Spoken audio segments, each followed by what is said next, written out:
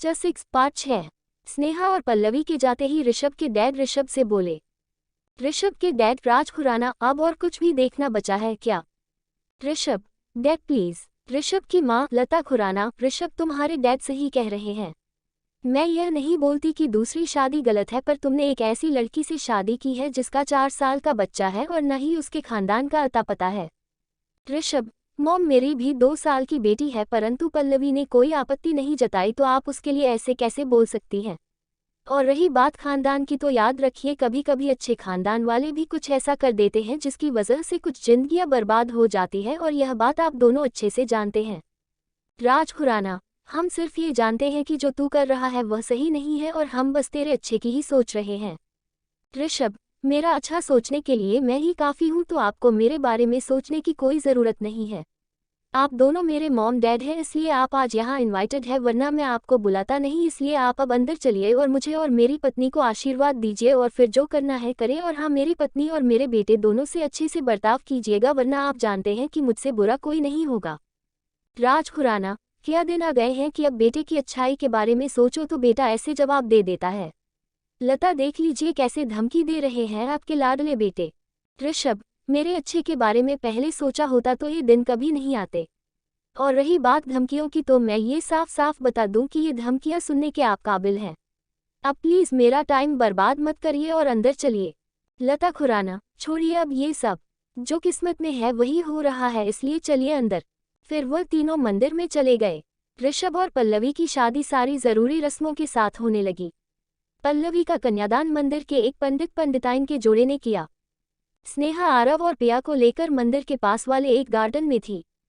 ऋषभ और पल्लवी ने सारी रस्मों के बाद ऋषभ के मॉम डैड का आशीर्वाद लिया और फिर पंडित जी का भी आशीर्वाद लिया। थोड़ी देर बाद स्नेहा भी दोनों बच्चों को लेकर वहां वापस आ गई और फिर वह ऋषभ और पल्लवी को गले लगाकर उन्हें बधाई देने लगी, परंतु ऋषभ और पल्लवी ने कुछ नहीं कहा, क्योंकि यह शादी उनके लिए किसी मजबूरी से कम नहीं थी।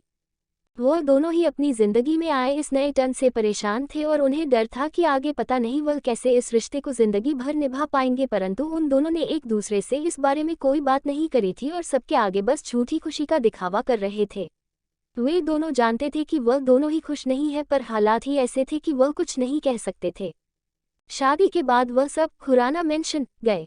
खुराना मैंशन एक आलीशान बंगला था जो दिखने में बेहद खूबसूरत था। खुराना मैंशन में कदम रखने से पहले लता खुराना ने अपनी नई बहू मतलब पल्लवी का स्वागत आरती से किया। वैसे वह ये सब मन से नहीं कर रही थी। उन्हें ऋषभ की दूसरी शादी से कोई दिक्कत नहीं थी, पर उन्हें उनकी नई बहू के एक विधवा और एक 4 साल के बेटे की मां होने से दिक्कत थी, पर यह बात वह नहीं बोल सकती थी क्योंकि ऋषभ का भी तलाक हुआ था और उसकी भी एक 2 साल की बेटी थी, इसलिए वह बस चुप थी और जो रस्में होनी चाहिए वह सब कर रही थी। उन्होंने पल्लवी का स्वागत किया।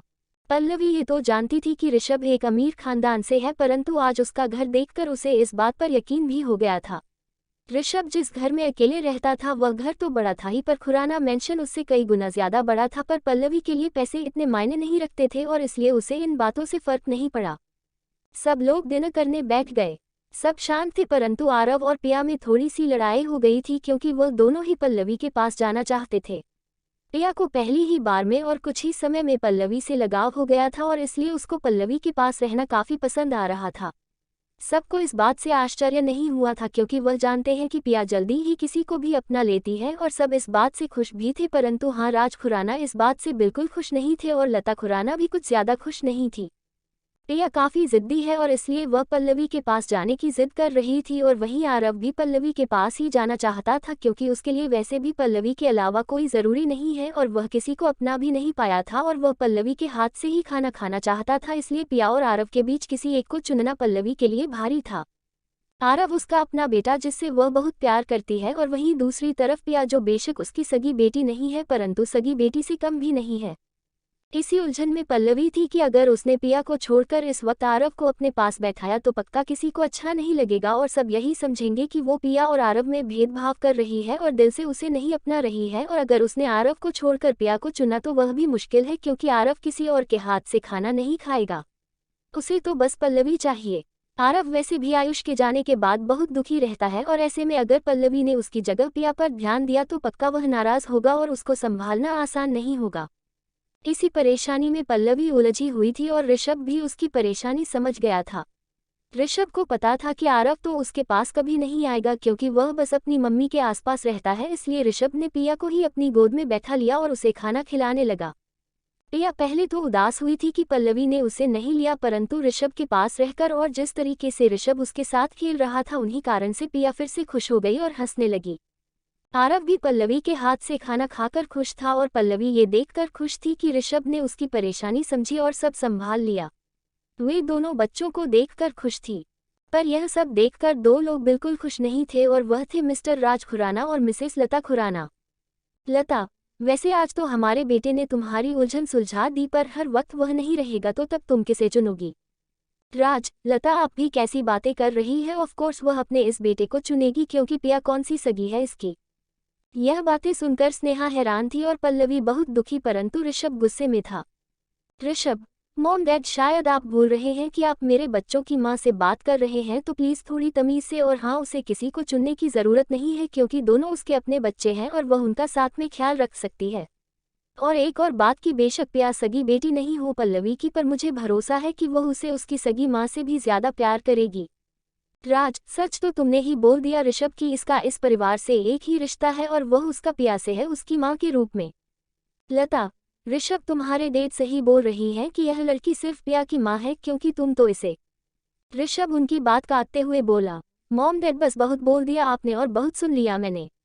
आपको मैं बता दूं कि पिया और आरव की माँ होने के अलावा वह खुराना परिवार की बहू है, स्नेहा की भाभी है। और ऋषभ 2 मिनट रुका और फिर बोला, और मेरी पत्नी है, और हाँ इसका नाम पल्लवी ऋषभ खुराना है, तो बेहतर है कि आप नाम लेकर बुलाएं। राज, जो तुम कर रहे हो वह सही नहीं है। ऋषभ, सही गलत आप ना बताएं तो बेहतर है। ऋषभ टेबल से गुस्से में उठकर चला गया और पिया को स्नेहा को दे गया। लता, एक दिन हुआ है और आज ही ऋषभ बिना खाना पूरा खाए उठकर चला गया। राज, अरे लता, अब ये तो होना ही है जब इतनी बड़ी गलती करी है। पल्लवी की आंखों में आंसू आ गए थे क्योंकि इस तरीके से तो कभी आयुष के मॉम डैड ने भी उससे बात नहीं करी थी, परंतु आज जो हुआ उस पर पल्लवी कुछ नहीं बोल सकती थी क्योंकि ऋषभ के माता पिता की नाराजगी अपनी जगह सही थी। स्नेहा, मॉम डैड, क्या आप थोड़ी देर शांत नहीं रह सकते? भाई भाभी की वजह से खाना छोड़कर नहीं गए हैं, वह आप दोनों की कड़वी बातों की वजह से गए हैं। और क्या आप चाहते हैं मैं भी पल्लवी भाभी को लेकर और दोनों बच्चों को लेकर चली जाऊं यहाँ से? राज खुराना अपनी कुर्सी से उठे। राज, यहाँ खाना खाने से बेहतर है कि हम अपने कमरे में खाएं। लता, हमारा खाना हमारे कमरे में ले आइए। राज वहां से चले गया और फिर लता भी उठी और चली गई और वहां एक नौकर उनकी प्लेट्स लेकर उनके रूम में चला गया। पल्लवी की आंखों में आंसू थे। स्नेहा, भाभी अगर आप ऐसे रोएंगी तो आरव और पिया को खाना कौन खिलाएगा? भाई भी चले गए बिना खाए और ना ही पिया को खिला पाए, इसलिए अब आपको ही दोनों को खिलाना है, इसलिए शांत हो जाए प्लीज आरव और पिया के लिए। पल्लवी ने आंसू पोंछे। पल्लवी, मुझे अंकल आंटी की बातों का बुरा नहीं लगा क्योंकि उनका गुस्सा सही है। कौन चाहेगा कि उसके बेटे की शादी एक ऐसी लड़की से हो जिसका 4 साल का बच्चा है और वह भी ऐसे हालातों में। पर मुझे बुरा लगा कि मेरी वजह से ऋषभ जी और उनके मॉम डैड में बहस हो गई और वह बिना खाना खाए चले गए। स्नेहा, भाभी आपकी वजह से कुछ नहीं हुआ है। मैंने आपको बताया था ना कि मॉम डैड और भाई के बीच सब ठीक नहीं है, तो इसलिए ये हुआ। और आज पहली बार ऐसा नहीं हुआ है कि भाई बिना खाना खाए चले गए। ये होता रहता है, बल्कि आज इतने समय बाद भाई यहाँ हमारे साथ आकर बैठे, वरना वह तो बैठते ही नहीं। तो अब आप परेशान मत हो और रिलैक्स करो। पिया और आरव को खाना खिला दो और आप भी खा लो, बाकी भाई का खाना कमरे में दे देना उनको, वह मना नहीं करेंगे, खा लेंगे। और एक और बात कि आज आप यहीं रुकोगे। मैंने भाई से पहले ही बात कर ली थी और वह मान गए थे, इसलिए मैंने आपको भी बता दिया। पल्लवी, ठीक है। स्नेहा ने खाना खत्म करा और पल्लवी ने भी आरव और पिया को खाना खिला दिया। स्नेहा फिर पल्लवी को ऋषभ के कमरे में ले गई। स्नेहा, भाभी यह है आपका और भाई का कमरा। स्नेहा ने पिया को बेड पर लेटा दिया जो कि सो चुकी थी और फिर पल्लवी ने भी आरव को सोने के लिए बोला। आरव बहुत थका हुआ था इसलिए वह भी सो गया। स्नेहा वही पल्लवी के पास बैठ गई।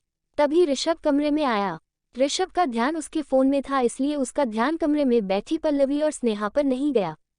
स्नेहा, अरे भाई कभी तो इस फोन को छोड़ दिया करो। ऋषभ ने फोन से नजरें ऊपर उठाकर देखा तो स्नेहा और पल्लवी को वहीं सामने काउच पर बैठा पाया और आरव और पिया बेड पर सो रहे थे। ऋषभ, सब लोग मेरे कमरे में। क्या हुआ? स्नेहा, भाई शायद आप भूल रहे हैं कि आपकी शादी हो गई है और अब यह आपका कमरा नहीं बल्कि यह आपका और भाभी का कमरा है। दरअसल नहीं, ये कमरा आपका भाभी का और आपके दोनों बच्चों का है। ऋषभ, हाँ बट। स्नेहा, बट इफ कुछ नहीं। वहाँ टेबल पर खाना रखा है, खा लो और अब मैं जा रही हूँ क्योंकि मुझे बहुत नींद आ रही है। भाभी कुछ चाहिए हो तो बता देना। ऋषभ और पल्लवी की नजरें स्नेहा पर थी। स्नेहा, मैं जानती हूँ कि आप दोनों क्या सोच रहे हो। रूम कैसे शेयर करें और वह भी दोनों बच्चों के साथ। आई एम सॉरी, आज आपका पर्सनल स्पेस छिन गया, वह भी आपके बच्चों की वजह से, परंतु अब एडजस्ट तो करना पड़ेगा। स्नेहा हंसने लगी और ऋषभ और पल्लवी उसे घूरने लगे। ऋषभ, क्या बकवास कर रही है, सोच समझकर बोला कर। स्नेहा, रिलैक्स, में मजाक कर रही थी। बात यह है कि मेरे पास दो विकल्प थे। पहला ये कि आप चारों एक रूम में और दूसरा ये कि आप और भाभी एक में और पिया और आरव दूसरे कमरे में। और मुझे पता था सिचुएशन के हिसाब से पहला ऑप्शन ही बेस्ट है और आपको भी वही सही लगेगा, so here we are. Rishabh, Sneha, जब से तेरी शादी हुई है क्या तब से तेरा दिमाग चलना बंद हो गया है क्या? तू पिया को मेरे कमरे में सुला सकती थी, जैसे पिया पहले मेरे साथ सोती थी वैसे ही सेम, और आरव और पल्लवी को दूसरा कमरा दे सकती थी, परंतु ये सब क्या है? स्नेहा, भाई रिलैक्स, यह ऑप्शन अवेलेबल ही नहीं था क्योंकि जो नीचे पूज्य माताजी और पूज्य पिताजी है हमारे, अगर उन्हें ये बात पता चलती तो नई महाभारत शुरू होती। ऋषभ, तुझे पता है कि मुझे उनकी बातों से फर्क नहीं पड़ता। स्नेहा, हाँ पता है, पर बात आपकी नहीं भाभी की है। वह भाभी के लिए कुछ उल्टा बोलते और उन्हें यकीन भी हो जाता कि वह सिर्फ आपके बच्चों की माँ है तो शायद वह उन्हें कभी इज्जत नहीं देते, और मैं ये चीज़ नहीं देख सकती, इसलिए आप चारों एक ही कमरे में रहोगे और वैसे भी बस एक ही दिन की बात है। पल्लवी, पर हम चार एक में कैसे? ऋषभ ने पहले पल्लवी को देखा और फिर स्नेहा को। स्नेहा, एक काउच पर सोना और दूसरा पिया और आरव के साथ बेड पर। इससे पहले आप दोनों मुझसे और सवाल करो, मैं तो चली। भाई आप खाना खा लेना। स्नेहा वहां से चली गई। 7:07। ऋषभ और पल्लवी वहीं 2 मिनट रुके रहे, फिर पल्लवी काउच की साइड जाने लगी। ऋषभ, यह क्या कर रही हो? पल्लवी, आप बेड पर सो जाओ, मैं काउच पर सो जाऊंगी। ऋषभ, नहीं पल्लवी, तुम बेड पर सो जाओ। पल्लवी, नहीं मैं एडजस्ट कर लूंगी काउच पर। ऋषभ, पल्लवी तुम अपनी ना सोचो पर आरव की सोचो। बाई चांस वह रात को उठ गया और उसे उसके साइड में तुम नहीं मिली तो फिर से वह रोएगा, इसलिए सो जाओ चुपचाप बेड पर। पल्लवी कुछ बोलती इससे पहले ही ऋषभ ने फिर बोला। ऋषभ, डोंट वरी, मुझे आदत है काउच की, तो तुम सो सकती हो बेड पर। पल्लवी को ऋषभ की बोली हुई यह बात समझ तो नहीं आई, परंतु वह चुपचाप बेड पर जाकर बैठ गई और उसकी नज़र बेड की साइड टेबल पर पड़ी। वहाँ एक फोटो फ्रेम रखा था। ऋषभ और उसकी पहली बीवी की शादी की फोटो थी। पल्लवी ने उसे अनदेखा कर दिया क्योंकि उसको इन सब बातों से कोई मतलब था ही नहीं। ऋषभ वहीं काउच पर बैठा और खाना खाने लगा, तभी उसके दिमाग में एक बात आई। ऋषभ, पल्लवी तुमने खाना खा लिया? पल्लवी ने धीरे से अपना सिर हिलाकर हाँ का इशारा किया। ऋषभ, कब खाया? पल्लवी, नीचे डाइनिंग। ऋषभ ने उसकी बात सुनी ही नहीं और बीच में बोल पड़ा। ऋषभ, नीचे तो तुम पिया और आरव को खिला रही थी पर तुमने नहीं खाया था। पल्लवी रुक रुक कर बोलने लगी, मैंने तभी खा लिया था। ऋषभ उसकी बात काटते हुए बोला, झूठ बोलना नहीं आता तो बोलती क्यों हो?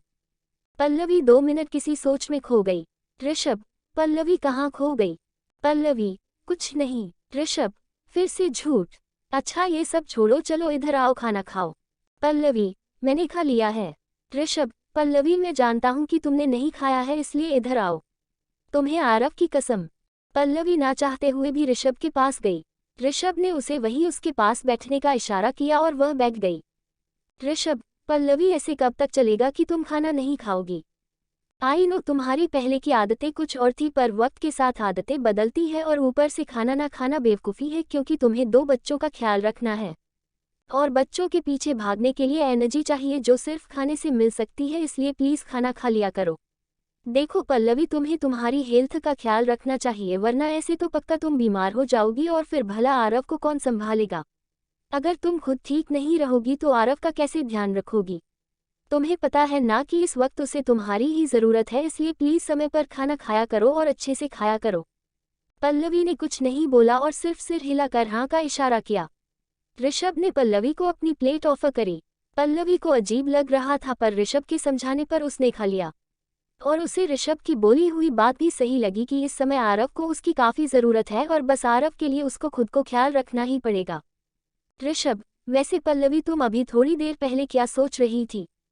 पल्लवी, कुछ नहीं। ऋषभ, देखो हमारा पति पत्नी का रिश्ता बेशक नहीं है परंतु हम दोस्त तो बन सकते हैं ना। इसलिए एक दोस्त के नाते तुम मुझसे सब शेयर कर सकती हो। पल्लवी, आपने जब बोला कि झूठ बोलना नहीं आता तो मत बोला करो। उस बात को सुनकर बस कुछ पुरानी यादें ताज़ा हो गई। ऋषभ, कैसी यादें? पल्लवी, मैं कभी भी खुलकर बात नहीं कर पाती थी। इसी वजह से अपनी फीलिंग्स और बातें छुपाने की कोशिश करती थी जिसकी वजह से कई बार झूठ बोलना पड़ जाता था। पर आयुष हमेशा मेरा झूठ पहचान जाते थे और हमेशा एक ही बात बोलते कि झूठ बोलना नहीं आता तो मत बोला करो। ऋषभ, वैसे ये बात मैंने भी किसी और के मुंह से सुनी है और बोल दी। पल्लवी ने कुछ नहीं बोला और दोनों ने खाना खाया और फिर दोनों अपनी अपनी जगह जाकर सो गए। अगले दिन सुबह नाश्ता करके ऋषभ, पल्लवी, आरव और पिया अपने घर के लिए निकल गए। ऋषभ ने पल्लवी, आरव और पिया को घर छोड़ा और फिर ऑफिस चला गया। पल्लवी पूरे दिन पिया और आरव के साथ व्यस्त थी। रात को ऋषभ घर आया और फिर जैसे ही वह घर में एंटर हुआ उसके चेहरे पर मुस्कुराहट आ गई। सामने उसके पल्लवी, आरव और पिया थे। पिया और आरव पल्लवी को परेशान कर रहे थे और हर जगह उनके खिलौने बिखरे हुए थे। आरव और पिया पल्लवी का चेहरा पेंट कर रहे थे और पल्लवी चुपचाप बैठी हुई थी। ऋषभ को ये देखकर हंसी आ गई और वह हंसने लगा और जब पल्लवी की नज़र ऋषभ पर पड़ी तो वह शर्मिंदा होने लगी। पिया और आरव दोनों हंस रहे थे पल्लवी को देखकर। ऋषभ पल्लवी के भावों को समझ रहा था। ऋषभ, आरव और पिया, ऐसे पेंट करना गलत बात है ना। पिया और आरव दुखी होकर चुपचाप बैठ गए। ऋषभ उनके पास आया। उसने अपने हाथ में एक पेंट ब्रश लिया और दोनों की नाक पर थोड़ा सा पेंट लगा दिया। पिया और आरव ने एक दूसरे को देखा और फिर हंसने लगे। उनको ऐसे देखकर पल्लवी और ऋषभ खुश हो गए। फिर पिया और आरव ने ऋषभ को भी पेंट लगाना चाहा पर पल्लवी ने उन्हें रोक दिया। पल्लवी, आरव, पिया, आज के लिए बहुत हुआ। चलो अब मुंह धोना है तुम दोनों का और फिर डिनर भी तो करना है। पिया और आरव फिर से दुखी होने लगे। आरव, मम्मी, पर अभी फ्रेंड को पेंट नहीं किया। पिया, मम्मी प्लीज। आरव पिया को घूरने लगा। पल्लवी और ऋषभ समझ नहीं पाए कि इसे अचानक से क्या हुआ। आरव, वह मेरी मम्मी है, तुम्हारी नहीं। आरव की तेज आवाज सुनकर पिया डर के मारे रोने लगी। पल्लवी आरव को प्यार से समझाते हुए बोली, आरव, ऐसे अपनी लिटिल सिस्टर से बात नहीं करते। मैं आप दोनों की मम्मी हूँ। आरव, नो, आप सिर्फ मेरी मम्मी हो। पल्लवी चिल्लाई। आरव। आरव रोते रोते अंदर कमरे में चला गया। पिया अभी भी वहीं रो रही थी। पल्लवी को समझ ही नहीं आ रहा था कि अब वो भला कैसे संभाले दोनों को। ऋषभ, पल्लवी, डोंट वरी, मैं इधर पिया के पास हूँ। तुम आरव को देखो और प्लीज उस पर ऐसे मत चिल्लाओ। उसको समय चाहिए तो प्लीज उसको समय दो। पल्लवी ने अपना सिर हिलाकर हाँ का इशारा किया और फिर कमरे में चली गई। ऋषभ पिया के पास आया और उसे गोद में उठाया। ऋषभ, सो मेरी लिटिल प्रिंसेस क्यों रो रही है? पिया, मम्मी। ऋषभ, पिया, मम्मी भैया के पास गई है, आपके पास जल्दी आएगी। पिया, मम्मी। ऋषभ, अच्छा चलो डैडी को आपका मुंह धोने दो फिर मम्मी के पास चले जाना। पिया अभी भी रो रही थी पर ऋषभ उसे बाथरूम में ले गया और उसका मुंह धोने लगा और साथ ही साथ उसके साथ खेलने लगा जिससे पिया भी थोड़ी देर में चुप हो गई और उसके चेहरे पर मुस्कान वापस आ गई। दूसरी तरफ पल्लवी जब कमरे में गई तो देखा आरव ने सारा सामान नीचे फेंका हुआ था और फिर वहीं बेड पर बैठकर रो रहा था। पल्लवी, आरव। आरव अभी भी रो रहा था। पल्लवी उसके पास गई और वहीं उसके पास बैठ गई। Pallavi, I am sorry Aarav, I know mommy ने आपको डांटा, वह आपको अच्छा नहीं लगा, पर बच्चा पिया अब आपकी बहन है तो मैं उसकी भी मॉमी हुई ना। आरव, नो, आप सिर्फ मेरी मॉमी हो। पल्लवी, बच्चा ऐसे नहीं बोलते ना। आरव, पहले डैडी गए मुझे छोड़कर और अब आप भी जा रही हो। पल्लवी, आरव, मैं कहीं नहीं जा रही हूँ। आरव, आप झूठ बोल रही हो, आपको वो पिया पसंद है और अब आप उसके साथ रहोगे मुझे छोड़कर। पल्लवी, आरव, ऐसा कुछ नहीं है, मैं आपसे सबसे ज्यादा प्यार करती हूँ। आरव, नहीं, आप झूठ बोल रही हो। आरव रोने लगा। तभी उसके रोने की आवाज सुनकर ऋषभ वहां आ गया। ऋषभ की गोद में पिया थी। ऋषभ, इसे क्या हुआ? ऋषभ की आवाज सुनकर आरव ने उसे देखा और फिर पिया को। पिया को देखते ही आरव को और गुस्सा आने लगा और फिर वह और ज्यादा रोने लगा। ऋषभ समझ गया कि क्या हो रहा है। ऋषभ, पल्लवी 2 मिनट के लिए प्लीज इधर आओ। पल्लवी, जी। पल्लवी ऋषभ के पास गई। ऋषभ, तुम पिया को खाना खिलाकर सुला दो, मैं आरव को संभालता हूँ। पल्लवी, पर आप जानते हैं कि आरव किसी की नहीं सुनेगा और ऐसे टाइम पर तो। ऋषभ पल्लवी की बात काटते हुए बोला, जस्ट ट्रस्ट मी पल्लवी, मैं समझ रहा हूँ क्या हो रहा है। मैं भी जब छोटा था तब ऐसे ही करता था, जब मेरी मम्मी स्नेहा को ज़्यादा अटेंशन देती थी या स्नेहा उन्हें मम्मी बुलाती थी तब। इसलिए समझो मैं संभाल लूँगा। पल्लवी ने एक बारी आरव को देखा और फिर ऋषभ को। ऋषभ ने उसे इशारे से कहा, डोंट वरी, मैं हूं ना। पल्लवी ने पिया को अपने पास लिया। पिया काफ़ी खुश हो गई पल्लवी के पास जाकर। पल्लवी पिया को बाहर ले गई और खाना खिलाने लगी। पल्लवी पिया को खाना खिला रही थी पर उसका सारा ध्यान आरव की तरफ था। एक माँ होने के नाते उसको आरव की फिक्र थी और आज ऐसा पहली बार हुआ था जब आरव इस तरीके से उसके साथ पेश आ रहा था। पल्लवी अभी पिया को खाना खिला ही रहा था कि तभी वहां ऋषभ और आरव आ गए। आरव को आता देख पल्लवी खुश हो गई।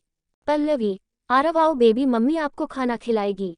आरव ने जवाब नहीं दिया और ऋषभ के पास जाकर बैठ गया। पल्लवी, आरव क्या हुआ, मम्मी से गुस्सा हो? आरव, हाँ मुझे आपसे बात नहीं करनी।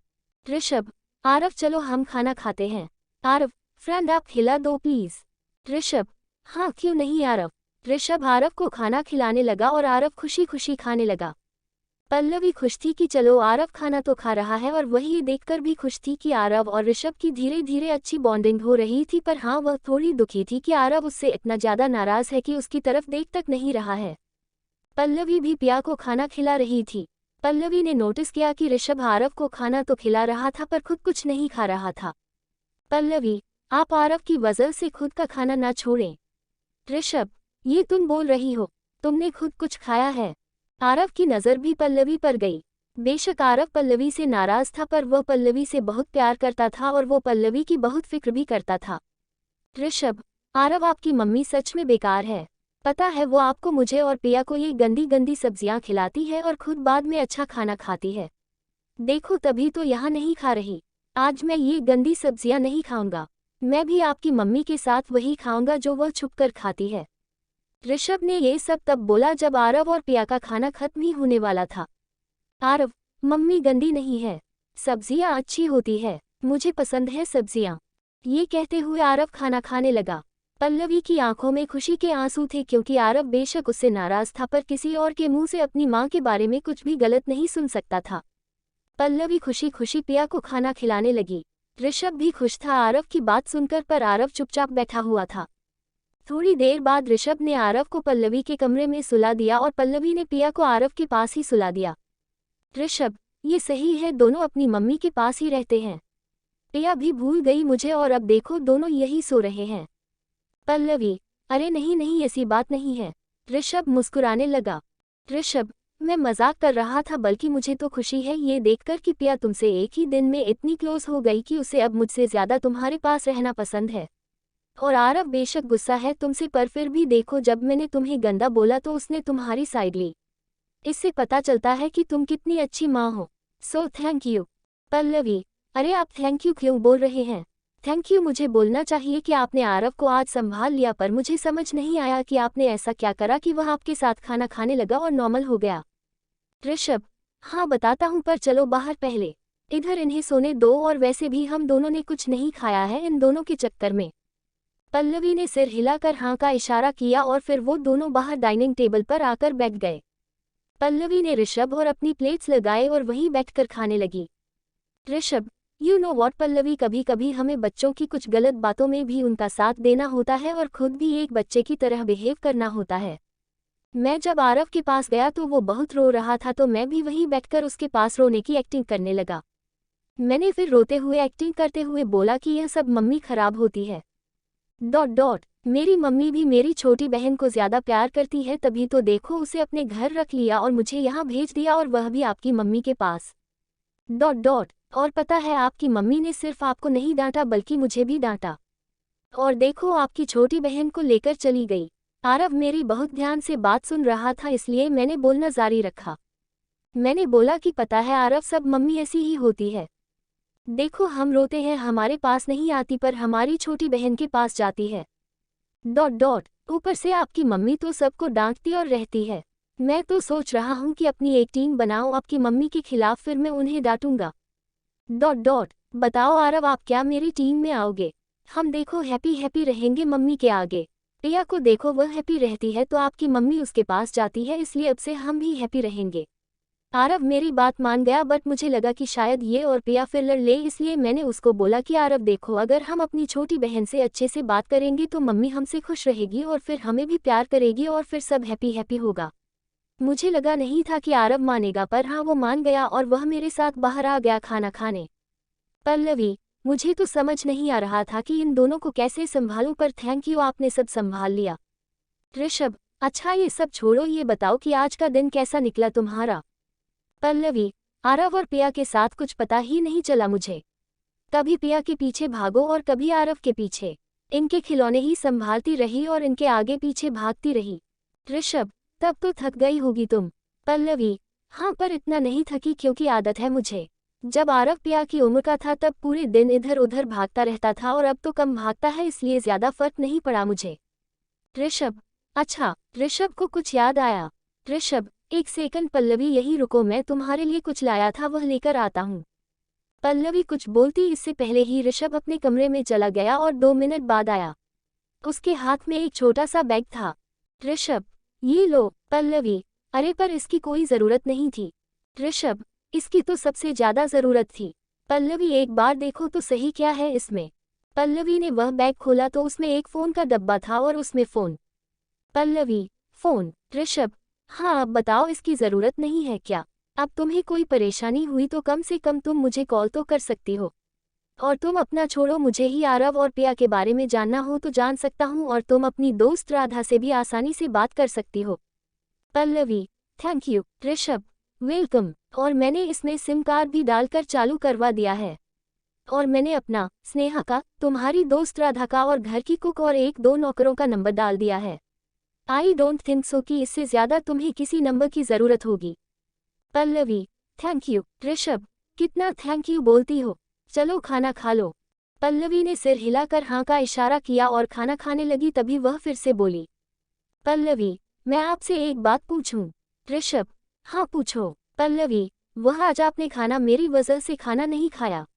आई मीन आपको पता है मुझे अकेला खाना अच्छा नहीं लगता, तो आपने मेरा साथ देने के लिए ऐसा किया है ना? ऋषभ, हाँ ऐसा ही कुछ है। आई नो तुम बच्चों को खिलाने में बिजी होती हो तो खुद कुछ नहीं खाती, और फिर तुम्हें अकेला खाना खाना पसंद नहीं है तो बाद में भी नहीं खाती। वैसे मुझे भी पहले अकेले खाने की आदत नहीं थी, पर धीरे धीरे पड़ गई क्योंकि कोई था ही नहीं साथ में कंपनी देने वाला। पर आई थिंक अब तुम हो कंपनी देने के लिए तो हम साथ ही खा लिया करेंगे। पल्लवी, ठीक है। ऋषभ, और हाँ पल्लवी, मैं तुम्हें एक बात बताना भूल गया। उस दिन जब हम यहाँ आए थे तब मैंने तुम्हें बोला था कि मेरे कमरे में मत जाना क्योंकि मेरे कमरे की हालत थोड़ी खराब है। थोड़ी नहीं बहुत खराब है और उसमें काम चल रहा है कुछ, इसलिए तुम्हें उसमें जाने से मना करा क्योंकि वहाँ जाओगी तो सारा सामान इधर उधर है तो तुम्हें चोट भी लग सकती है। मैंने 2 दिन की काम वालों को छुट्टी दी थी, पर अब वह कल से दोबारा काम करने आएंगे तो ध्यान रखना पिया और आरव उस तरफ ना जाएं और तुम भी मत जाना। पल्लवी, वह ठीक है, पर आप उस रूम में कैसे रहते हैं? आई मीन आपको भी परेशानी होती होगी। ऋषभ, जिस रूम को मैंने ही ऐसा बनाया है उसमें जाने में मुझे क्यों प्रॉब्लम होगी? पल्लवी, मैं कुछ समझी नहीं। ऋषभ, कुछ नहीं वह छोड़ो, बस यह है कि मुझे आदत है उस कमरे की तो मैं कंफर्टेबल हूँ। पल्लवी, ओके, पर आपने पिया के लिए अलग से कमरा क्यों बनवाया हुआ है? मेरा मतलब है वह बहुत छोटी है तो वो अकेले कैसे रह सकती है? ऋषभ, आई नो, और वो सिर्फ नाम के लिए पिया का कमरा है। पिया को मैं अपने पास ही सुलाता था जब मेरा कमरा ठीक था, पर जब खराब हुआ तब मैं पिया के साथ उसके रूम में रहता था। मैं तो बनवाना भी नहीं चाहता था वो अलग से कमरा, पर वो ऐश। ऋषभ ये कहते कहते हुए रुक गया। पल्लवी, कोई बात नहीं, आपको आगे बोलने की जरूरत नहीं है, मैं समझ गई हूँ। ऋषभ मुस्कुराया और फिर वह दोनों खाना खाने लगे और फिर अपने कमरे में चले गए और फिर से अपनी डायरी में लिखने लगे।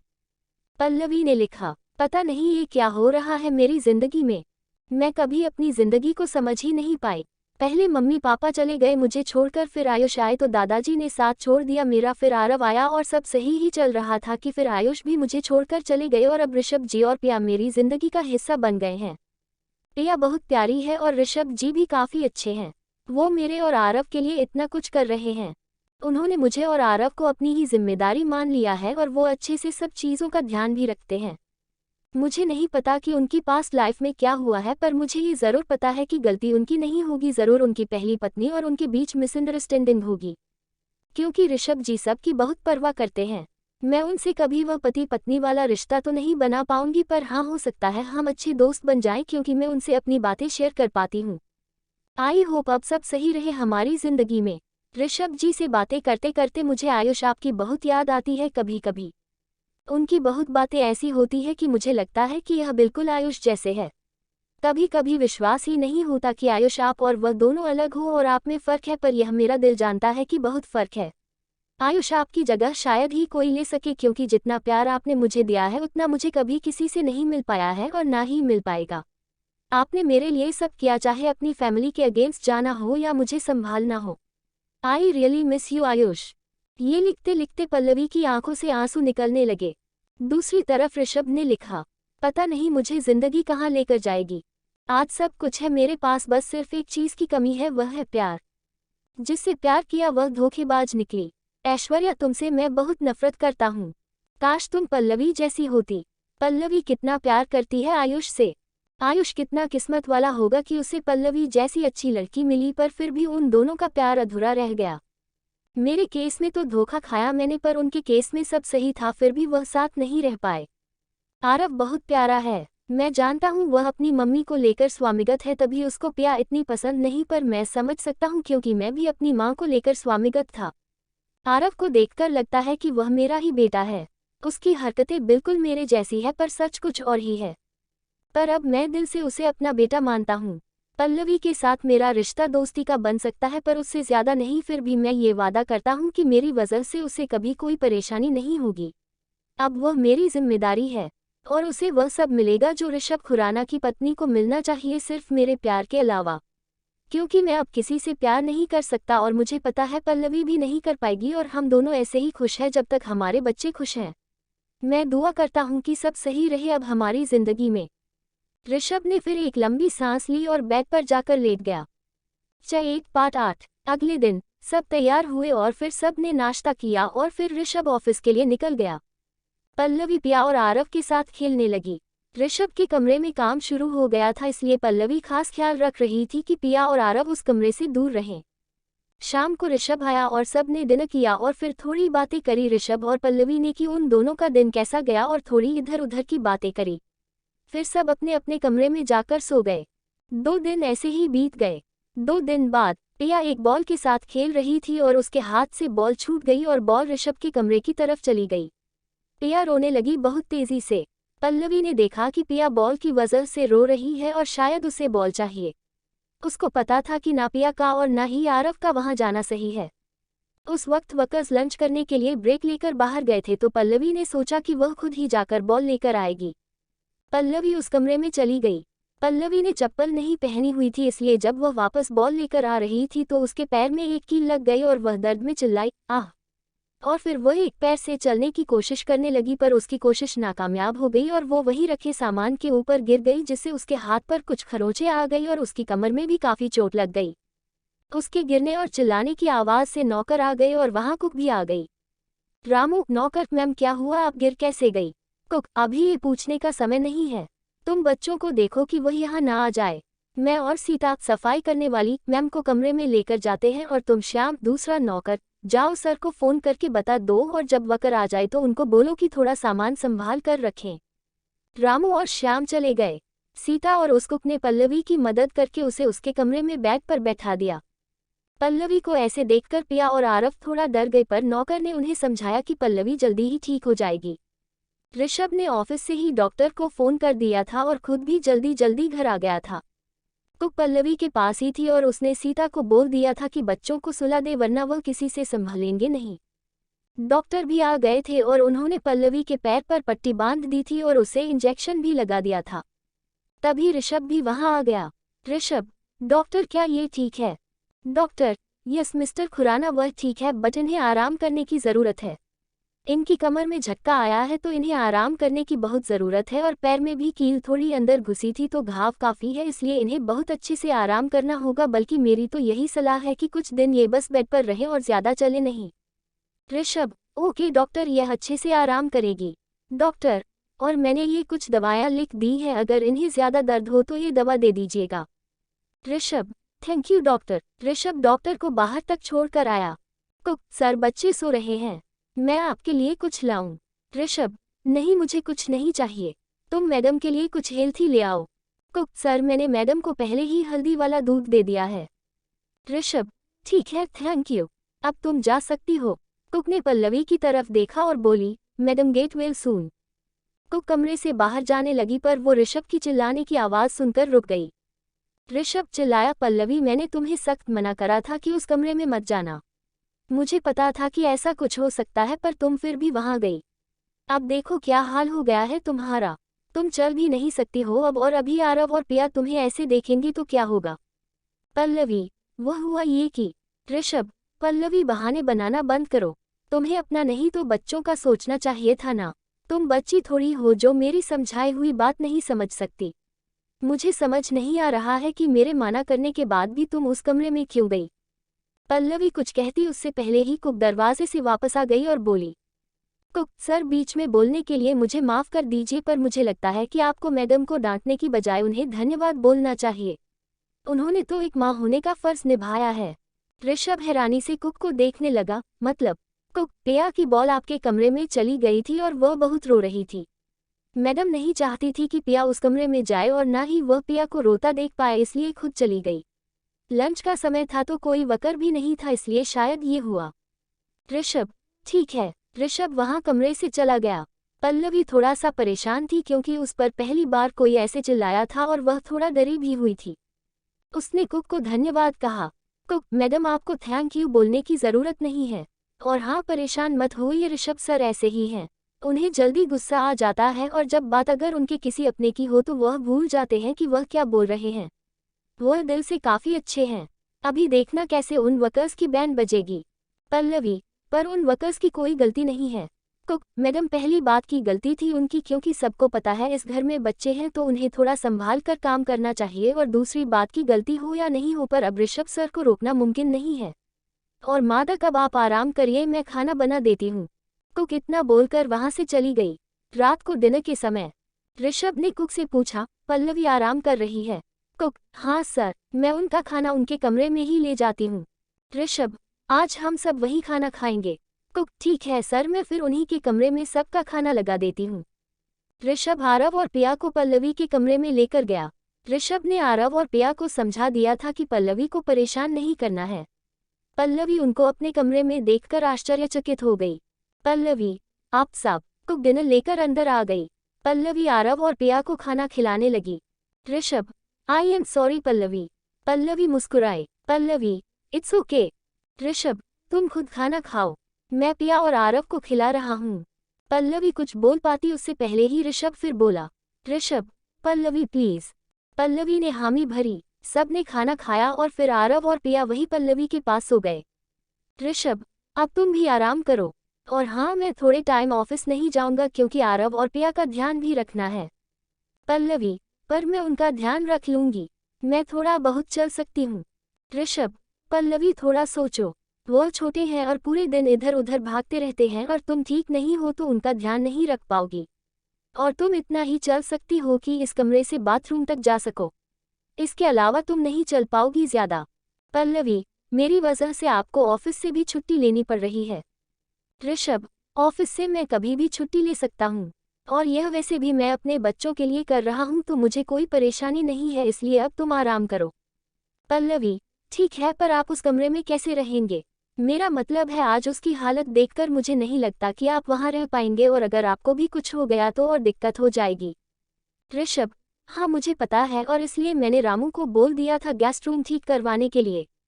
पल्लवी, ठीक है। ऋषभ, पल्लवी मुझे तुमसे कुछ बात करनी थी आरव के बारे में।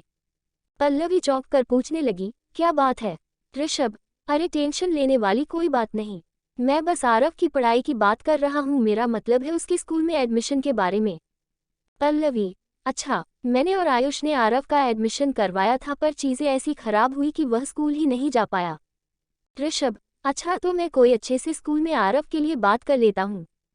पल्लवी, पर ऋषभ पल्लवी की बात सुने बिना ही बोला, पल्लवी देखो अब हमें ये बात मान लेनी चाहिए कि अब हमें पूरी जिंदगी ऐसे ही रहना है, तो हम कब तक इतने फॉर्मल रहेंगे? और सच बोलूं तो मैं आरव को अपना बेटा मान चुका हूँ, सो मैं चाहता हूँ उसके लिए सब कुछ बेस्ट हो, इसलिए मैं कल ही स्कूल में बात कर रहा हूँ।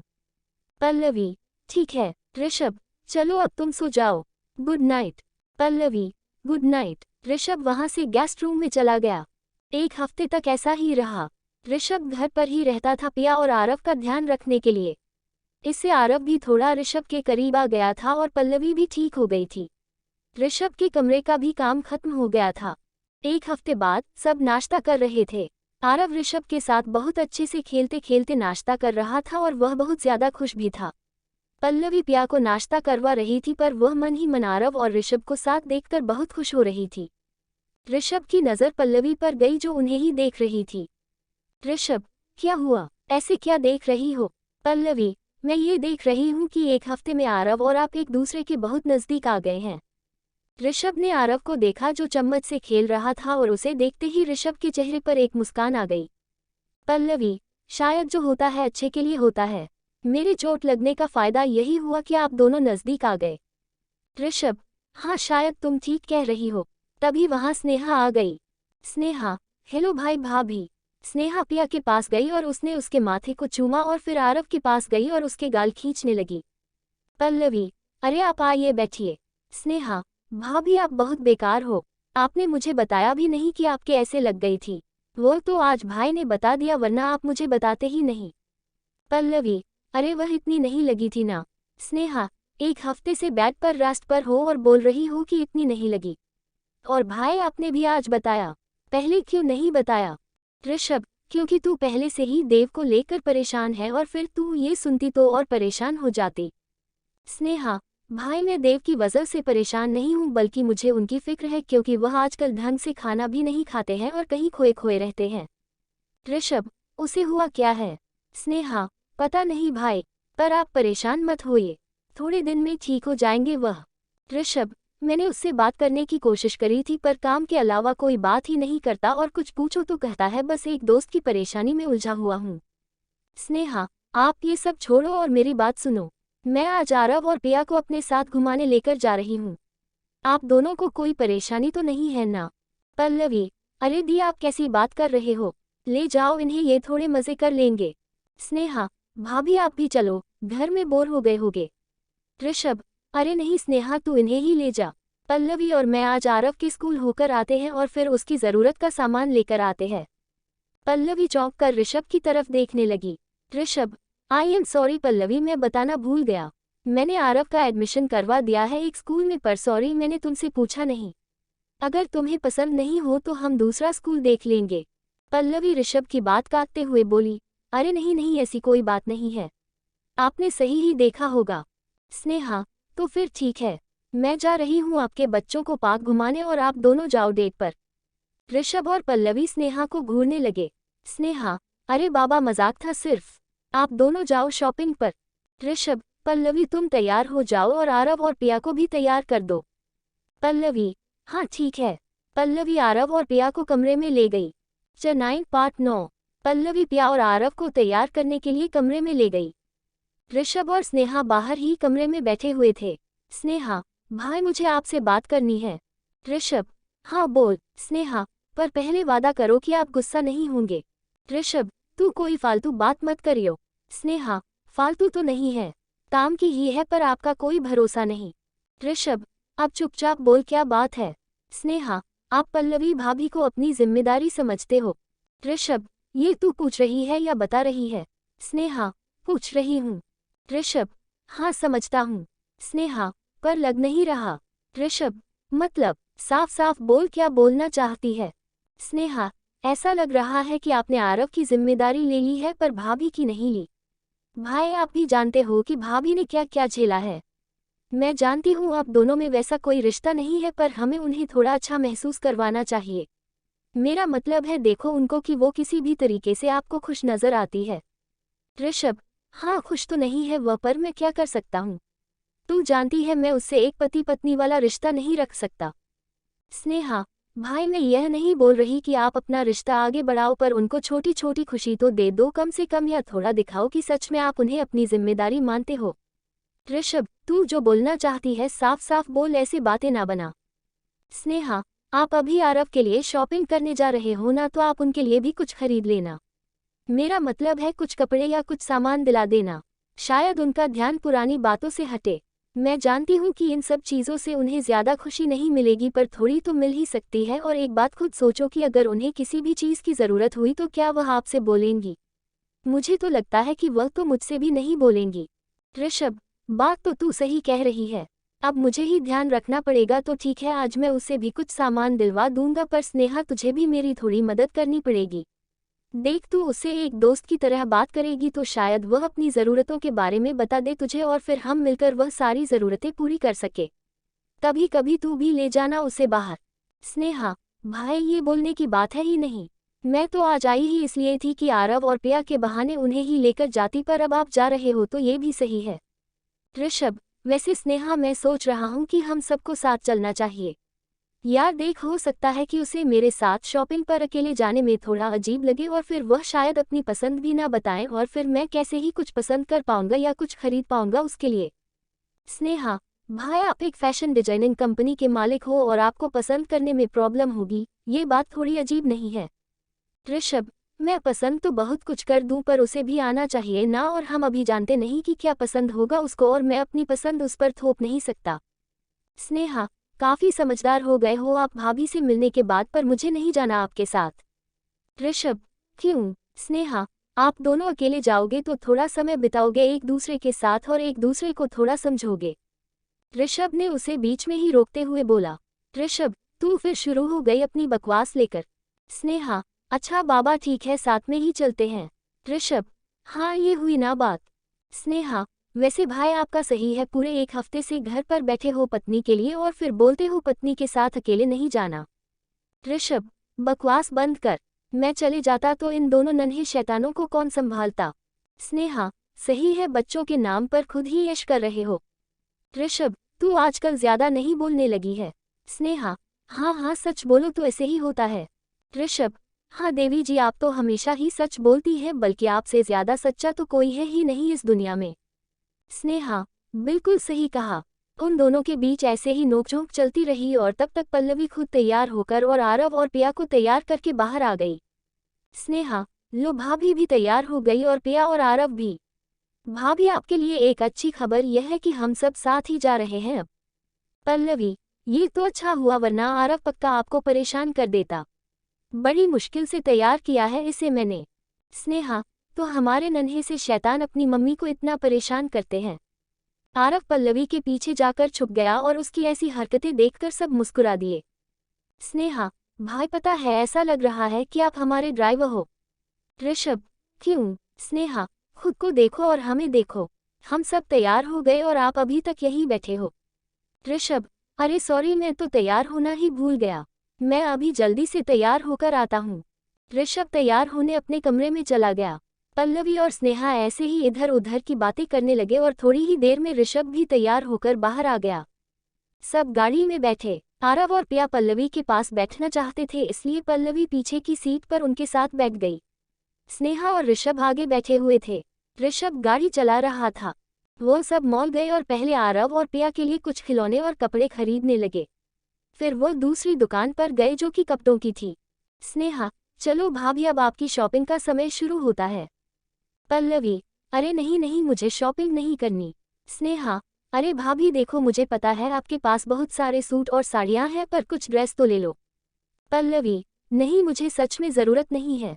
स्नेहा, हे भगवान भाभी, अब आप यह मत बोलना कि आप ड्रेस पहनते ही नहीं हो।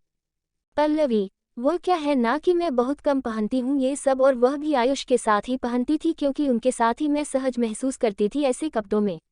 अगर वह नहीं होते थे तो मैं कभी भी ऐसे कपड़े नहीं पहन पाती थी। जब भी हम साथ कहीं जाया करते थे घूमने, तभी मैं उनके लिए कभी कभार ऐसी ड्रेस पहन लेती थी। पल्लवी को पुरानी बातें याद आने लगी। उसे आयुष के साथ बिताए हुए कुछ पल याद आने लगे। ऋषभ को समझ आ गया था कि पल्लवी यादों में खोई हुई है। ऋषभ, तो कोई बात नहीं पल्लवी, तुम सूट और साड़ी ही ले लो। पल्लवी, नहीं मुझे सच्ची ज़रूरत नहीं है अभी। ऋषभ कुछ सोचने लगा और फिर बोला, अच्छा स्नेहा तू ही ले ले। अब यहाँ आ ही गए हैं तो कुछ लेकर ही जाएंगे। स्नेहा, पर भाई। स्नेहा आगे कुछ बोल पाती उससे पहले ही ऋषभ ने उसे कुछ कहने के लिए इशारों में ही मना कर दिया। ऋषभ, मुझे एक ज़रूरी कॉल करना है, मैं अभी आया। तुम जब तक कपड़े देखो, और हाँ आरव और पिया का भी ध्यान रखना।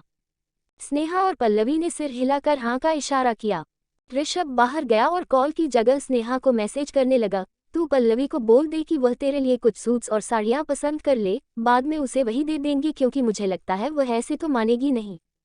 स्नेहा ने मैसेज पढ़ा और फिर मुस्कुराते हुए ऋषभ को मैसेज करने लगी, वाह भाई, आपका दिमाग भी तेज चल रहा है आजकल। ऋषभ, अब शॉपिंग पर ध्यान दे। स्नेहा ने फोन रखा और देखा दुकान वाला कुछ ड्रेस दिखा रहा था। स्नेहा, आप हमें सूट और साड़ी दिखाओ। पल्लवी स्नेहा की तरफ देखने लगी। स्नेहा, भाभी मेरे पास ड्रेस बहुत है इसलिए सूट और साड़ी लेने की सोच रही हूँ। और भाभी अभी देव से मैसेज पर पूछा मैंने क्या लूँ तो उन्होंने भी यही बोला कि आज कुछ अलग लो। और भाभी आपको इसमें मेरी मदद करनी है। मुझे समझ ही नहीं आता कि कैसे सूट और साड़ी लेनी चाहिए। आपको तो पता होगा ना, तो प्लीज़ आप मेरी मदद कर दो। पल्लवी मुस्कुराते हुए ठीक है बोली।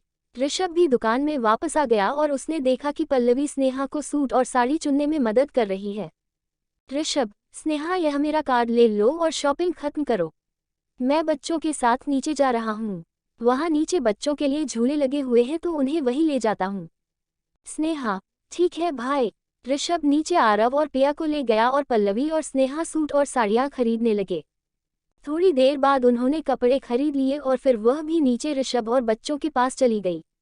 स्नेहा, भाई आज तो आपके कार्ड का अच्छे से फायदा उठाया है मैंने। ऋषभ, कोई बात नहीं। ऋषभ ने पल्लवी और स्नेहा के हाथ में बैग्स को देखा और फिर मुस्कुराने लगा। फिर सब ने बाहर ही लंच करा और थोड़ी बहुत शॉपिंग और करी और थोड़ा घूम फिर कर डिनर करके रात को घर वापस आ गए। आरव और पिया थकने की वजह से सो चुके थे। पल्लवी और ऋषभ ने उन्हें बेड पर सुला दिया। स्नेहा, चलो भाई और भाभी अब मैं भी घर चलती हूँ। ऋषभ, अरे तू अकेले कैसे जाएगी इतनी रात को, यहीं रुक जा। स्नेहा, भाई मेरे पतिदेव मुझे बस रात को मिलते हैं और उसमें भी आप मुझे यहीं रोक लो। मैं जा रही हूँ। ऋषभ, अच्छा ठीक है पर तू ड्राइवर के साथ जा, मैं एक ड्राइवर भेजता हूँ तेरे साथ। स्नेहा, भाई आप परेशान मत हो क्योंकि मैं ड्राइवर के साथ ही आई थी। आप भूल गए क्या कि मुझे ड्राइविंग इतने अच्छे से नहीं आती है, इसलिए देव कभी मुझे अकेले नहीं जाने देते। और वैसे भी मैं सोचकर आई थी कि भाभी और बच्चों के साथ जाना है तो खुद ड्राइव करने का रिस्क तो नहीं ले सकती, इसलिए ड्राइवर लाई थी पर आप ही चल दिए हमारे साथ। ऋषभ, अच्छा ठीक है संभाल कर जाना और घर पहुंचते ही फोन कर देना। स्नेहा जाने लगी पर पल्लवी ने उसे रोका। पल्लवी, स्नेहा दी, आप अपना सामान भूल रही हो। स्नेहा पीछे मुड़ी और मुस्कुराते हुए बोली। स्नेहा, भाभी पहली बात तो ये कि आप मुझे दी मत बोला करो, स्नेहा बोला करो। और दूसरी बात यह है कि यह सामान मेरा नहीं आपका है। और इससे पहले आप 10 सवाल करो, इसलिए मैं बता दूं कि जो भी सवाल हो उनके जवाब भाई से ले लेना और मुझे जाने दो। इतना कहते ही स्नेहा जल्दी से वहां से चली गई। पल्लवी को कुछ समझ में ही नहीं आया कि हो क्या रहा है। वह कभी सामान की तरफ देखती तो कभी ऋषभ की तरफ। ऋषभ, वह हुआ ये कि पल्लवी तुम खुद तो कुछ ले नहीं रही थी अपने लिए, इसलिए मैंने स्नेहा को बोला कि वह अपने नाम पर तुमसे शॉपिंग करवा ले।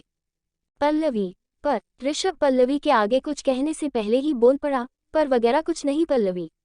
अब बस बात खत्म करो, ये सब तुम्हारे लिए ही है। मैं रामू को बोलकर तुम्हारे कमरे में सारा सामान भिजवा रहा हूँ। पल्लवी कुछ कहती इससे पहले ही ऋषभ वहां से चला गया। पल्लवी समझ गई थी कि इस बारे में बात करके कुछ फायदा नहीं है, इसलिए वह भी अपने कमरे में चली गई। रामू सारा सामान पल्लवी के कमरे में रखाया। फिर पल्लवी और ऋषभ ने अपनी डायरी में आज जो कुछ हुआ वह सब लिखा और फिर उसे लिखकर सो गए। 2 हफ्ते ऐसे ही निकल गए। ऋषभ ऑफिस जाता था और अब आरव का भी स्कूल में दाखिला हो गया था, इसलिए वह भी स्कूल जाता था और पल्लवी पिया के साथ घर पर रहती थी। रात को सब साथ में खाना खाते थे। कभी कभी पल्लवी बच्चों को खिलाते खिलाते नहीं खा पाती थी तो ऋषभ बाद में उसके साथ खाता था जिससे वह अकेला ना महसूस करे। ऋषभ और पल्लवी के बीच अभी भी ज्यादा कुछ बदला नहीं था, पर हाँ ये कहा जा सकता था कि उनके बीच एक दोस्त का रिश्ता बनने लगा था। उन्होंने एक दूसरे से एक दोस्त के नाते बातें करना शुरू कर दिया था, परंतु फिर भी उनके इस रिश्ते में अभी भी काफी हिचकिचाहट बची हुई थी। Chapter part 10। एक दिन ऋषभ ऑफिस से थोड़ा जल्दी घर आ गया था। उसने सोचा था कि आज वह थोड़ा समय पिया और आरव के साथ बिताएगा। ऋषभ पल्लवी के कमरे की तरफ जा ही रहा था कि तभी उसने देखा कि पल्लवी किसी से फोन पर कुछ बात कर रही थी। ऋषभ उसके पास जा ही रहा था कि अचानक वह पल्लवी की बात सुनकर रुक गया और बाकी की बातें सुनने लगा। पल्लवी, हाँ यार सब ठीक है ऋषभ जी, आरव और मेरी हर ज़रूरत का ख्याल रखते हैं और अब सब धीरे धीरे नॉर्मल भी हो रहा है, पर जॉब फिर पल्लवी दूसरी साइड के व्यक्ति की बात सुनने लगी और उसके बाद बोली, पल्लवी, हाँ मुझे पता है राधा आयुष यही चाहते थे कि मैं जॉब करूं, पर अब सब कुछ बदल गया है। मैं मानती हूँ कि आरके फैशन हाउस में जॉब मिलना कोई छोटी बात नहीं है और सच में मुझे उन लोगों ने जॉब दी, यह मेरे लिए बहुत बड़ी बात है। पर तू देख, अब 1 महीना हो गया है, मैंने उन लोगों से कोई बात नहीं की है, तो मुझे नहीं लगता कि अब वह जॉब मिलेगी मुझे, और अब तो मेरी जिम्मेदारियां भी बढ़ गई है। आरव स्कूल जाता है और पिया बहुत छोटी है तो उसका ध्यान भी रखना होता है। ऊपर से ऋषभ जी मेरे लिए पहले से ही इतना कुछ कर रहे हैं, तो उसके बदले में आरव और पिया का ध्यान तो रख ही सकती हूँ। आरव और पिया मेरे बिना घर पर रह भी नहीं पाएंगे, इसलिए ये नौकरी करना तो मुझे सही नहीं लगता है। ऋषभ सोचने लगा, पल्लवी ने मुझे जॉब के बारे में कुछ बताया क्यों नहीं, और आरके फैशन हाउस में इसे जॉब मिली फिर भी यह छोड़ रही है। इसे मेरी कंपनी जो कि बेस्ट कंपनी है उसमें जॉब मिली थी और इसे लग रहा है कि 1 महीने बाद यह आएगी तो इसे निकाल देंगे। पर मुझे लगता है कि इसे ये जॉब करनी चाहिए। अपने सपनों को ऐसे बर्बाद नहीं करना चाहिए, और वैसे भी घर पर बैठकर बोर होने से अच्छा है कि जॉब करें। ऋषभ ये सोचते हुए अपने कमरे में गया और अपने मैनेजर को कॉल करने लगा। ऋषभ, हेलो मैनेजर जी। सर, ऋषभ, मुझे पता करके बताओ कि हमने अपने ऑफिस में पिछले महीने किसी पल्लवी नाम की लड़की को जॉब दी थी क्या? मैनेजर जी सर, यह वही लड़की है जिसकी आपने जॉब कैंसिल करने को बोला था 2 दिन पहले। ऋषभ गुस्से में, मैंने कब बोला पल्लवी की जॉब कैंसिल करने के लिए? मैनेजर सर, यह वही है जिसके बारे में मैंने आपको उस दिन ऑफिस में बताया था। इसके डिज़ाइनर्स काफ़ी अच्छे थे और इसका बायोडेटा भी बढ़िया था जॉब के लिए, परंतु जब इसे हमने जॉब दी उसके बाद यह आई ही नहीं, और हमने इसको कांटेक्ट करने की कोशिश की तो वह भी नहीं हो पाया। और जब मैंने आपको ये सब बताया था तब आपने ही बोला था कि हमें ऐसे गैर जिम्मेदार लोग नहीं चाहिए, चाहे कितना ही टैलेंट क्यों ना हो उसमें, इसलिए उसकी जॉब कैंसिल कर दो। और बस आपके कहने पर ही हमने उसकी जॉब कैंसिल कर दी थी। ऋषभ, ठीक है तो हम उसे वापस जॉब दे रहे हैं। मैनेजर, पर सर उससे कांटेक्ट नहीं हो पा रहा है। ऋषभ, उसकी टेंशन मत लो, मैं देख लूंगा वह सब, पर एक काम करो, मुझे उसका बायोडेटा और उसके डिजाइन्स और हाँ उसका ऑफर लेटर मेल कर दो। मैं उसके ऑफर लेटर पर खुद हस्ताक्षर करूंगा। मैनेजर, ठीक है सर, मैं मेल कर देता हूँ। ऋषभ, ठीक है धन्यवाद और जल्दी करना। ऋषभ फिर अपने कमरे से बाहर आया और पल्लवी के रूम में गया जो आरव और पिया के साथ खेल रही थी। ऋषभ उन्हें देखकर मुस्कुराने लगा और उसने सोचा कि बाद में वह पल्लवी से जॉब की बात करेगा। वह भी कमरे के अंदर आ गया। पल्लवी की नज़र ऋषभ पर गई। पल्लवी, अरे आप इतनी जल्दी आ गए आज? ऋषभ, हाँ वह मैंने सोचा कि थोड़ा समय आरव और पिया के साथ बिता लूं। ऋषभ वहीं आरव और पिया के साथ बैठकर खेलने लगा। रात को खाने के समय सब डाइनिंग टेबल पर बैठे थे और पल्लवी बारी बारी से पिया और आरव को खाना खिला रही थी। ऋषभ, पल्लवी मुझे तुमसे कुछ बात करनी थी। पल्लवी, हाँ बोलिए। ऋषभ, तुम पहले इन्हें खाना खिला दो, फिर हम खाना खाते खाते बात करेंगे। पल्लवी समझ गई थी कि कुछ जरूरी ही है, इसलिए ऋषभ ऐसे बोल रहे हैं। पल्लवी, ठीक है। पल्लवी ने आरव और पिया को खाना खिलाया और फिर उन्हें सुला दिया और फिर डाइनिंग टेबल पर आकर बैठ गई। ऋषभ, पल्लवी तुम जॉब क्यों नहीं करती? पल्लवी यह सुनकर एकदम से आश्चर्यचकित हो गई। ऋषभ, पल्लवी सॉरी, पर मैंने तुम्हारी बात सुन ली थी अभी जब तुम राधा से बात कर रही थी। पल्लवी, मुझे पता है ऐसे किसी की बात नहीं सुननी चाहिए, पर अगर मैं सुनता नहीं तो शायद ये सब नहीं पता चलता मुझे। पल्लवी, आप सॉरी मत बोलिए, पर मैं जॉब नहीं कर सकती। ऋषभ, क्यों नहीं कर सकती? पल्लवी, पिया बहुत छोटी है अभी, तो उसका ध्यान रखना है, और आरव भी स्कूल से आएगा तो उसका भी ध्यान रखना होता है। ऋषभ, पल्लवी जब तुम इधर नहीं थी तब भी पिया का ध्यान रखा जाता था। मैं घर पर थोड़ी ना होता था हर समय। मैं पिया को स्नेहा के पास या फिर मॉम डैड के पास छोड़ देता था और रात को उसको ले आता था, तो अब भी आरव और पिया को ऐसे ही छोड़ सकते हैं हम? बच्चों के लिए अपने सपनों को भूल जाना सही नहीं है।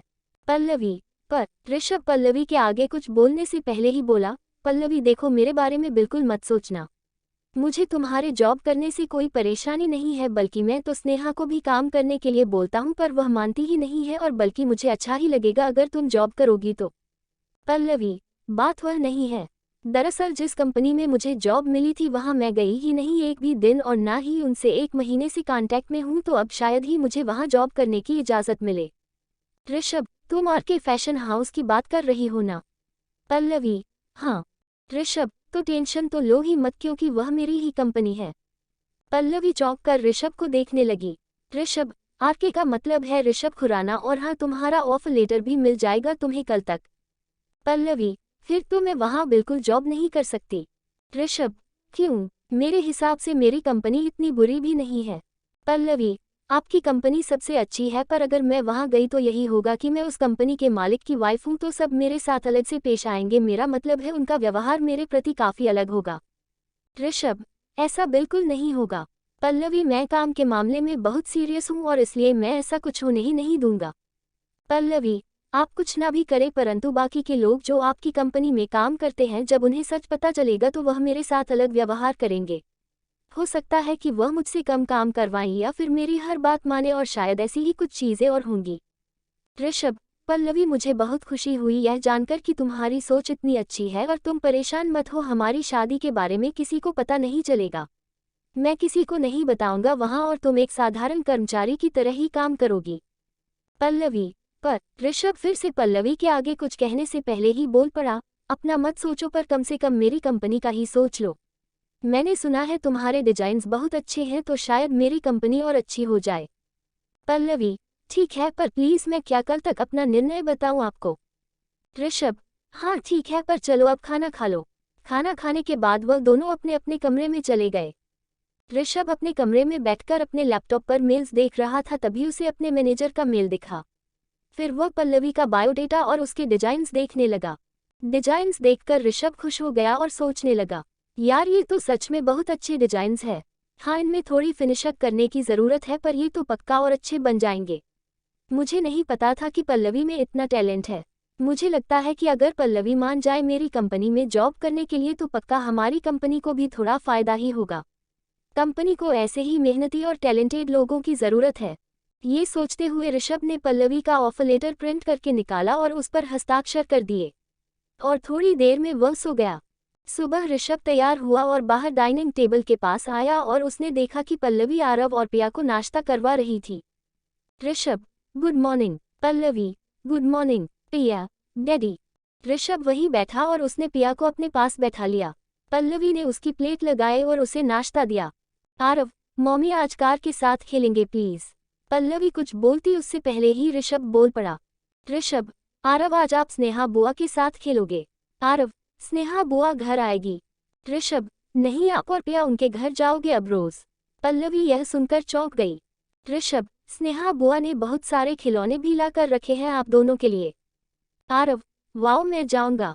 आरव खुश हो गया। पल्लवी, पर ऋषभ पल्लवी के आगे कुछ कहने से पहले ही बोल पड़ा, पल्लवी तुम मेरी कंपनी में जॉब कर रही हो ना?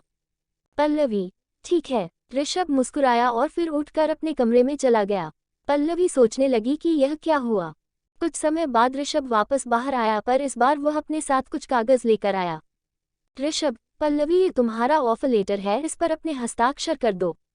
पल्लवी ने बिना कुछ कहे हस्ताक्षर कर दिए। ऋषभ, कल मैंने तुम्हारे डिजाइन्स और बायोडेटा देखा।